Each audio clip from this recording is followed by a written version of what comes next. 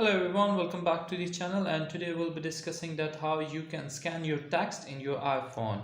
So this option is available if you have upgraded iOS 15, and in my case I have the latest version iOS 18.4. What you need to do is just go your Notepad app, and under Notepad app you see on the bottom side there is an option to add any new Notepad option. Just tap on it, and after tapping on it a new Notepad screen will come up.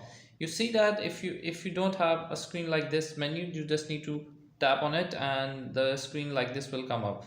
And what you need to do is just tap on this side attach option, and it will give you some option here. Do you need to just scan text, and a camera like this will show up to you so that you can actually scan the text which you want. So in my case I have rewritten some formats, and I will show you that it will detect clean writing, not dispersed writing like this.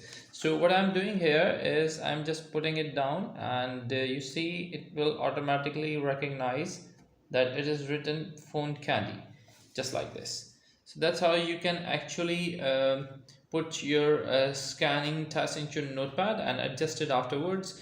And now if I show you that I will show you this text, and I will scan this, and it will not detect actually what is written, because it needs a clean writing what you have written in a good manner. So what I'm doing is I'm scan test again, and I'm putting this into the screen. Let's see if it works. Okay,